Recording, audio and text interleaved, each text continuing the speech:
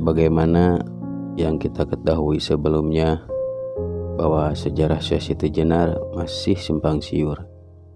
Kesimpang siuran sejarah Syekh Siti Jenar sama dengan ketidakjelasan tahun kehidupannya sebagai pelaku ajaran sufi sekaligus penyebar agama Islam di Pulau Jawa.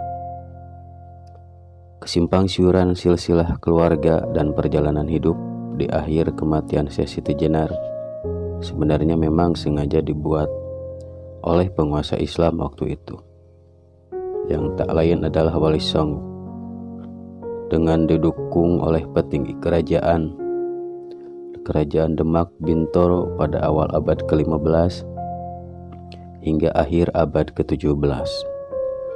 Wali Songo yang didukung oleh petinggi kerajaan Demak Bintoro perlu menyimpang siurkan sejarah serta segala hal yang berbau Syekh Siti Jenar, agar tidak ada lagi masyarakat awam yang terjebak oleh ajaran sufi Syekh Siti Jenar yang dikhawatirkan dapat menjerumuskan. Hal inilah yang kemudian menjadi latar belakang munculnya cerita menyatakan bahwa Syekh Siti Jenar berasal dari cacing dan bukanlah asli manusia. Perlu dicatat bahwa cerita ini tidaklah benar dan sangat bertentangan dengan sejarah asli Syekh Siti Jenar.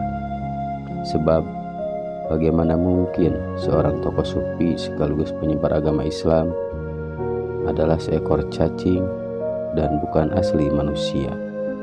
Sepertinya ini sangat mustahil bila dipikir menggunakan akal sehat.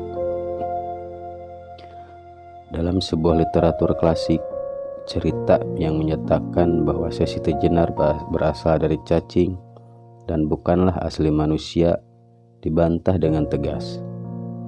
Bantahan ini tertulis dalam bahasa Jawa kuno yang berbunyi Wondone kacarios yang lemah bang punika asal saking cacing, punika ded sajatosipun inggih pancen manungsa darah alit kemawon kriya ing dusun lemah bang, yang artinya Syekh Siti Jenar sebenarnya adalah berasal seorang manusia, rakyat jelata yang rumahnya di dusun Lemah Bang. Jadi dari literatur klasik ini kita dapat mengambil pemahaman bahwa Syekh Siti Jenar adalah asli manusia dan ia bukanlah jelmaan siluman cacing sebagaimana yang diceritakan oleh banyak orang. Syekh Siti Jenar atau yang dikenal dengan nama Syekh Abdul Jalil, Siti Brit, Lemah Abrit, dan Lemah Abang sebenarnya adalah putra dari seorang ulama di Malaka yang bernama Syekh Datuk Saleh bin Syekh Isa Alawi bin Ahmad Syekh Jamaluddin Husain bin Syekh Abdullah Hanuddin bin Syekh Syed Abdul Malik Al-Kazam. Syekh Siti Jenar dilahirkan di Cirebon pada sekitar tahun 829 Hijriah atau 1426 Masehi dengan nama kecil Sayyid Hasan Ali Al-Husain.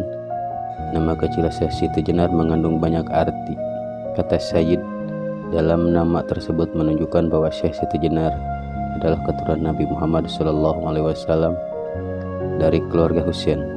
Kata Ali menegaskan bahwa Syekh Siti Jenar memiliki sifat taat. Kemudian kata Al-Husain menandaskan nama kakek teratas Syekh Siti Jenar.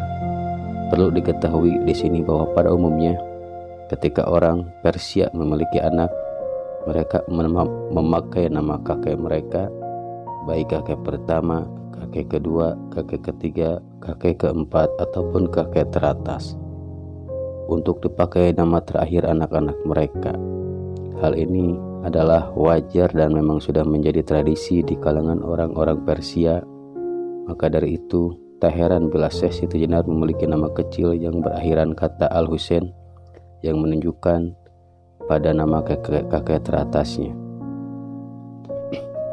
Apabila diurutkan atau ditelusuri silsilahnya, Syekh Siti Jenar masih memiliki hubungan nasab atau keturunan dengan Rasulullah SAW, yakni dari kakek Imam Husain As-Sayyid yang merupakan buah keturunan dari pernikahan Sayyidah Fatimah binti Muhammad Rasulullah SAW dengan Ali bin Abi Thalib. Nasab lengkap Syekh Siti Jenar adalah Syekh Siti Jenar Sayyid Ali Al Husain.